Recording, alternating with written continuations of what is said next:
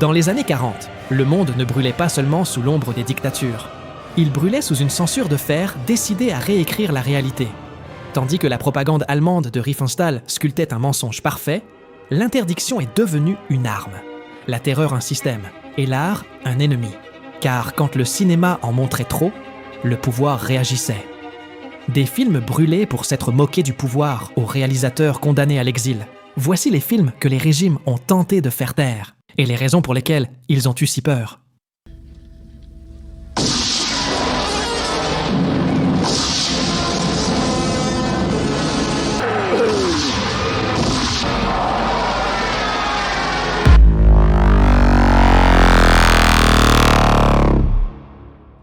Imaginez que vous avez 14 ans en Biélorussie, en 1943, et que votre plus grand désir est de rejoindre la résistance. Ainsi commence l'histoire de Flyora, un garçon qui déterre un fusil dans le sable pour gagner le droit d'aller à la guerre. Mais ce qu'il trouve n'est pas la gloire militaire, mais une descente psychédélique et brutale vers la déshumanisation absolue. Le réalisateur Elem Klimov ne voulait pas d'acteurs qui font semblant. Il voulait capturer le traumatisme réel. Le tournage fut un calvaire. On a utilisé de vraies munitions qui passaient à quelques centimètres de la tête du jeune protagoniste, Alexei Kravchenko, et de vrais villages ont été brûlés. L'impact fut tel que l'acteur a vieilli prématurément de façon visuelle. Ce n'était pas du maquillage, c'était le reflet de l'épuisement extrême et du stress post-traumatique des scènes qu'il vivait. Klimov a présenté le scénario en 1977 sous le titre « Tuer Hitler », mais les autorités soviétiques l'ont rejeté. Le motif ? La censure considérait que le film était trop naturaliste et que sa vision réaliste sale ne cadrait pas avec le mythe héroïque de la Grande Guerre patriotique. Les censeurs voulaient des soldats courageux, pas un poème visuel sur des enfants traumatisés et des villages brûlés vifs. Klimov a refusé de changer un seul photogramme de la violence, ce qui a gelé le projet pendant 8 ans. Ce n'est qu'en 1985, avec la perestroïka, qu'il a été autorisé à filmer sa vision originale. Bien qu'il n'ait pas subi de censure directe après sa sortie, le film a été critiqué pour avoir déshumanisé le camp allemand. En dépeignant les soldats comme des monstres psychopathes, l'œuvre sacrifie la complexité historique au profit d'une horreur viscérale qui ne laisse aucune place à l'humanité de l'ennemi. L'impact fut si dévastateur que des ambulances ont été signalées aux portes des cinémas pour soigner ceux qui s'effondraient devant la violence psychologique. Requiem pour un massacre a été rayé de la carte pendant une décennie parce qu'il a osé montrer ce qu'aucun régime n'admet, qu'à la guerre, il n'y a pas de vainqueurs, seulement des survivants qui aimeraient être morts. Si vous pensiez que les dessins animés n'étaient que pour les enfants, Persepolis est arrivé pour prouver qu'un trait en noir et blanc peut être plus dangereux pour un régime qu'un bataillon armé. Basé sur le roman graphique de Marjane Satrapi, le film nous raconte sa propre enfance et jeunesse en Iran, vivant à la première personne la chute du Shah et la montée de la révolution islamique. Le problème pour le gouvernement iranien n'était pas seulement que le film montre la brutalité de la police religieuse ou les exécutions politiques, c'était qu'il humanisait une réalité qu'ils voulaient contrôler sous le dogme. Persepolis est un cri contre le fondamentalisme, et les réactions ne se sont pas fait attendre. Après son succès au Festival de Cannes, le gouvernement iranien a envoyé une lettre de protestation formelle, qualifiant l'œuvre d'acte de islamophobie et de distorsion des accomplissements de sa révolution. Le film a subi une persécution internationale coordonnée. Il a été interdit en Iran, bien sûr, mais la pression de Téhéran s'est étendue jusqu'au Liban, où il a été initialement censuré pour ne pas offenser les factions religieuses, bien que la pression sociale ait réussi à révoquer la mesure. Même dans des pays comme la Tunisie, sa diffusion à la télévision a provoqué des attaques violentes de la part de radicaux contre le siège de la chaîne et la maison de son directeur. Persepolis a fini par être éliminé des cinémas dans une grande partie du monde arabe pour une seule raison. Il a osé dessiner ce qui se passe quand la foi devient la loi et l'identité un délit. C'est une histoire sur l'exil, la perte de l'innocence et le courage de ne pas se taire, même quand le dessin est votre seule arme.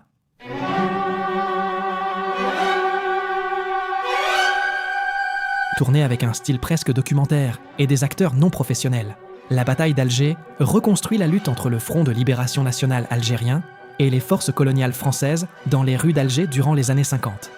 Il est si cru et authentique qu'à sa sortie, beaucoup ont cru voir de réelles images d'archives au lieu d'une reconstruction méticuleuse. Mais cette même authenticité l'a transformé en un objet interdit. En France, le film a été censuré et interdit pendant 5 ans. Le gouvernement français ne pouvait pas permettre la projection d'une œuvre montrant, sans filtre, l'usage systématique de la torture par ces parachutistes et la brutalité de la répression dans la Casbah d'Alger. Le film plaçait un miroir devant la nation qui questionnait les valeurs de liberté, d'égalité et de fraternité dans ses colonies, et la blessure était trop ouverte. Même après la levée de l'interdiction officielle, les projections dans les cinémas français ont subi des attentats à la bombe et des menaces de la part de groupes radicaux. L'ironie ultime de la bataille d'Alger est qu'il a été éliminé des écrans par les uns, alors que d'autres l'étudiaient en secret. On dit que le mouvement des Black Panthers aux États-Unis et diverses guérillas latino-américaines l'utilisaient pour apprendre les tactiques de résistance urbaine. Des décennies plus tard, en 2003, le Pentagone lui-même a organisé une projection privée pour ses officiers avant l'invasion de l'Irak, cherchant à comprendre comment s'organise une insurrection dans une ville hostile. Ce film n'est pas seulement du cinéma, c'est un document si dangereux et véridique que les empires ont préféré brûler les bobines, plutôt que d'affronter la réalité de leur propre héritage.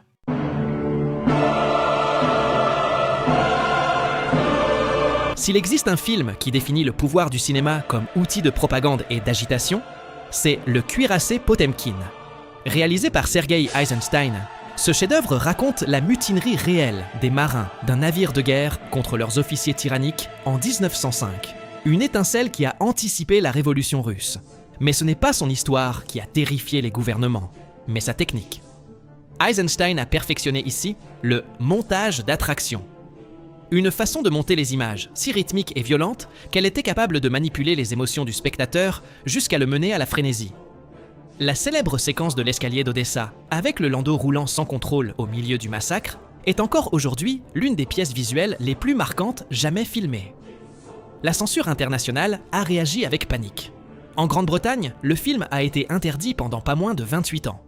Les autorités craignaient que les classes travailleuses, en voyant la force du peuple uni contre l'armée, ne se soulèvent dans une révolution similaire. En France, les copies ont été confisquées et brûlées par la police pour éviter les émeutes. Même dans l'Allemagne de Weimar, il a été mutilé et découpé jusqu'à le rendre presque méconnaissable, éliminant toute trace d'incitation à la violence. Des ministres de la propagande de camps opposés, comme Joseph Goebbels, ont admis avec envie que c'était un film si parfait qu'il pourrait convertir en bolchevique n'importe qui n'ayant pas une conviction ferme. Le Cuirassé Potemkin a été éliminé des cinémas d'une moitié du monde, non pour ce qu'il disait, mais pour comment il le disait. Il a été censuré parce qu'il a prouvé que le cinéma n'était pas seulement un divertissement, mais un outil capable de renverser des empires par le simple raccord d'un photogramme. Missing est un coup direct au menton de la politique étrangère américaine. Basé sur des faits réels, il raconte la recherche désespérée d'un père conservateur, interprété par Jack Lemmon, qui voyage au Chili après le coup d'État de 1973 pour retrouver son fils. Un jeune journaliste arrêté et réduit au silence par la nouvelle junte militaire. Ce qui commence comme une tragédie familiale devient un thriller politique asphyxiant quand le père découvre avec horreur que l'ambassade de son propre pays et la CIA non seulement savent ce qui s'est passé, mais ont été des complices actifs de la sanglante ascension de Pinochet. Le film ne suggère pas. Il affirme avec noms et prénoms que les États-Unis ont permis et facilité la torture et l'assassinat de leurs propres citoyens pour protéger leurs intérêts géopolitiques. La réaction du gouvernement américain fut d'une fureur diplomatique sans précédent. Le département d'État a émis un communiqué officiel démentant le film, avant même sa sortie, le qualifiant de « propagande malveillante ». Mais le véritable coup est venu de la censure judiciaire. Nathaniel Davis, l'ambassadeur des États-Unis au Chili pendant le coup d'État, a déposé une plainte pour diffamation réclamant des millions de dollars contre le réalisateur et l'auteur du livre original. En conséquence de cette bataille légale, Missing a été pratiquement éliminé du marché pendant des années. Le film a été retiré de la circulation, sa vente en vidéo domestique a été interdite, et il n'a pas pu être diffusé à la télévision pendant presque une décennie à cause du risque juridique. C'était une forme moderne et sophistiquée de brûler des bobines de films. Si vous ne pouvez pas l'interdire par la loi, rendez économiquement impossible sa diffusion. Pour comprendre pourquoi le gouvernement chinois a horreur de sa propre histoire, il faut voir Vivre, de 1994. Le film parcourt des décennies de la vie d'une famille ordinaire, des années 40 jusqu'à la révolution culturelle, montrant comment les caprices politiques de Mao Zedong broient les espoirs et les vies des gens du commun. Ce qui a furi l'appareil communiste n'était pas que le film soit violent, mais qu'il montrait l'inefficacité et l'absurdité du système. Dans l'une des scènes les plus douloureuses, Un personnage meurt d'une hémorragie à l'hôpital parce que les médecins expérimentés ont été purgés et remplacés par des étudiants inexpérimentés de la Garde rouge. Le châtiment du régime fut immédiat et exemplaire. Quand Zhang Yimou a envoyé le film au Festival de Cannes sans l'autorisation officielle de Pékin, les autorités sont entrées dans une colère noire. Le film fut interdit à vie en Chine continentale et le réalisateur fut interdit de faire du cinéma pendant 2 ans à titre de rééducation. Ils ont même obligé les protagonistes à ne pas assister à la remise des prix en France pour éviter que le film ne gagne plus de visibilité. Vivre a été éliminé du système parce qu'il ne montrait pas la glorieuse renaissance de la nation, mais les cicatrices et la faim que le Parti communiste préférerait que le monde oublie. Même aujourd'hui, bien que l'accès au film soit plus simple, il reste un sujet tabou dans les cercles officiels chinois. On a tenté de l'éliminer de la mémoire collective parce qu'il humanisait la souffrance causée par les politiques de Mao, transformant les froides statistiques de l'histoire en la douleur d'un père qui perd ses enfants par la négligence d'un système fanatique.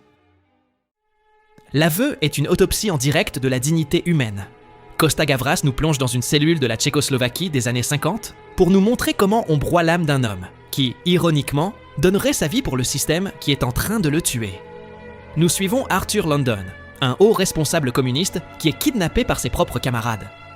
Ce qui vient ensuite n'est pas seulement de la torture physique, c'est une ingénierie sadique du sommeil et de l'esprit. Ils ne veulent pas sa mort, ils veulent sa signature.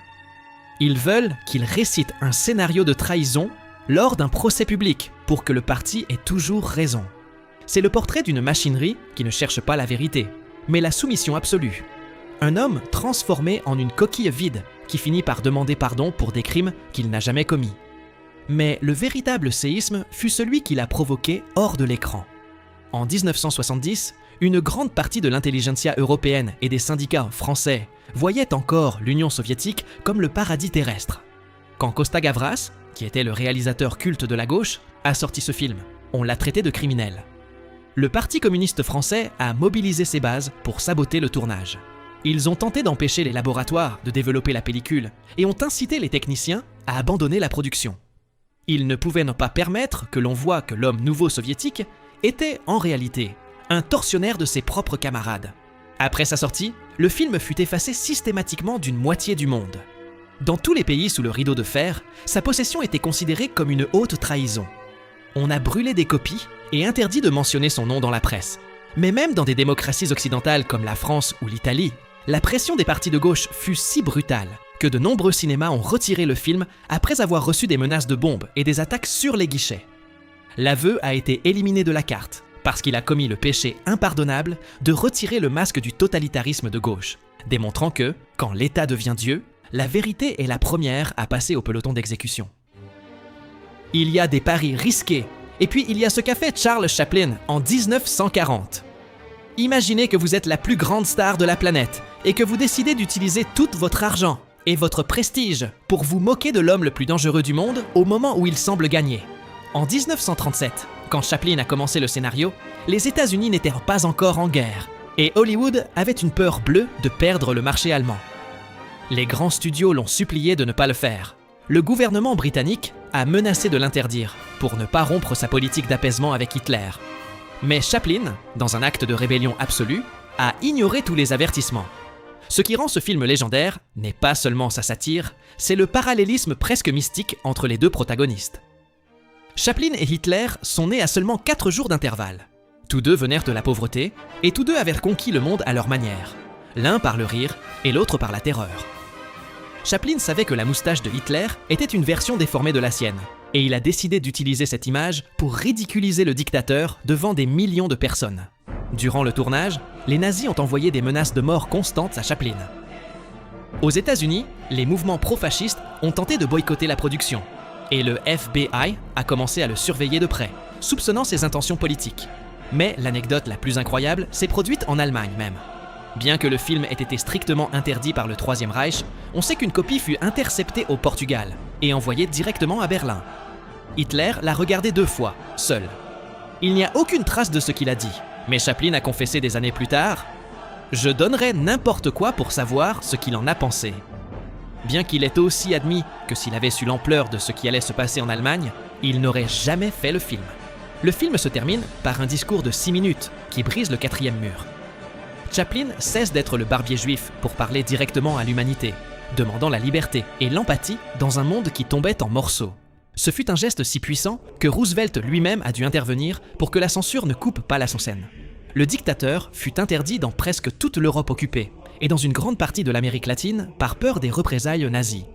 Il a été éliminé parce qu'il a prouvé que le rire est le seul acide capable de corroder l'armure d'un tyran.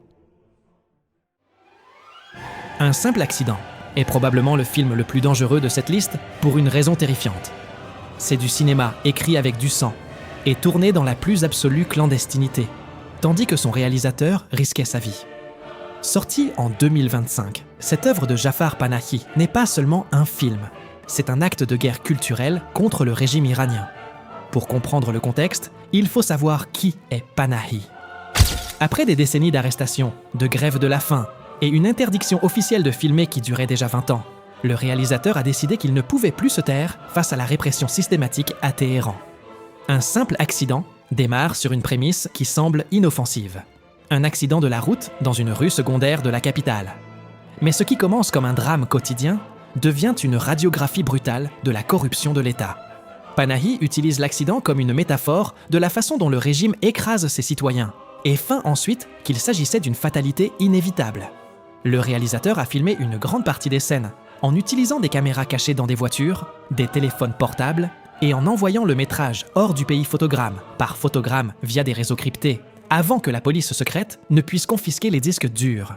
Le niveau de paranoïa était tel que les acteurs ne connaissaient pas le scénario complet pour éviter que, sous la torture, ils ne puissent révéler l'intrigue du film. L'impact historique de cette œuvre est total. En 2025, le gouvernement iranien, en apprenant l'existence du film par sa fuite dans des festivals internationaux, a déclaré Panahi ennemi de Dieu et a ordonné la fermeture de toute salle qui tenterait d'en projeter ne serait-ce qu'un extrait. Le film fut éliminé d'Internet à l'intérieur de l'Iran par des coupures numériques massives et on dit que les autorités ont confisqué des milliers d'appareils simplement parce qu'ils contenaient des fichiers vidéo suspects. Après la sortie de Un simple accident, Panahi a réussi à quitter l'Iran lors d'une opération clandestine qui a bouleversé le cinéma. Aujourd'hui, il vit exilé à Paris, sous protection, travaillant sur un documentaire sur ce tournage interdit. Il a juré de ne pas cesser de filmer jusqu'à ce que sa caméra puisse retourner dans les rues de Téhéran. Ce que vous allez entendre n'est pas seulement l'histoire d'un film interdit, c'est le plus grand trollage de l'histoire du cinéma, exécuté par un génie nommé Luis Buñuel, sous le nez du dictateur Francisco Franco. Nous sommes en 1961. L'Espagne vit sous une dictature catholique et conservatrice qui contrôle chaque photogramme tourné. Buñuel, exilé au Mexique et détesté par le régime, reçoit une invitation inattendue. Le gouvernement espagnol, cherchant à laver son image internationale, l'autorise à revenir pour tourner un film. Buñuel accepte, présente un scénario apparemment inoffensif sur une novice qui sort du couvent. Et la censure, confiante, donne son feu vert. Il ne savait pas qu'il faisait entrer le loup dans la bergerie. Buñuel a tourné Viridiana avec une liberté absolue, cachant ses véritables intentions dans chaque scène. Le film est une attaque frontale contre la charité chrétienne et la bourgeoisie. Le point culminant arrive lors de la célèbre scène du dîner des mendiants. Tandis que retentit l'Alléluia de Handel, un groupe de vagabonds et de marginaux organise une orgie de nourriture et de violence. À un moment donné, ils s'immobilisent pour une photo, créant une recréation exacte et blasphématoire de la scène de Vinci, mais avec des mendiants ivres à la place des apôtres. Le plan de Buñuel fut magistral. Il a terminé le film, a mis les bobines dans sa voiture et a passé la frontière vers la France juste avant que les censeurs ne voient le montage final. Quand le film fut projeté au Festival de Cannes, l'impact fut un séisme. Le Vatican a publié une critique féroce, le qualifiant de blasphématoire et répugnant. La réaction de Franco fut immédiate. Il ordonna la destruction totale de toutes les copies et interdit sa mention dans la presse espagnole. Viridiana a cessé d'exister officiellement en Espagne par décret-loi. Ce que le régime ne savait pas, c'est qu'une copie a survécu grâce au fait qu'elle fut cachée dans un élevage de taureaux en Estrémadure. Viridiana fut éliminée de son propre pays pendant 16 ans, jusqu'à la mort du dictateur. C'est la première place car elle prouve que l'art, quand il est intelligent, peut humilier un dictateur en face et survivre pour le raconter. Comme vous l'avez vu, ces films ne sont pas seulement du cinéma, ce sont des cicatrices de l'histoire que le pouvoir a tenté d'effacer, sans succès. Bien qu'aujourd'hui nous nous croyions plus libres, la censure n'est pas morte. Elle a seulement changé d'uniforme pour se cacher derrière de nouveaux dogmes, des quotas et des algorithmes qui décident de ce qu'il est correct de ressentir. Abonnez-vous, likez et laissez-moi votre avis en commentaire.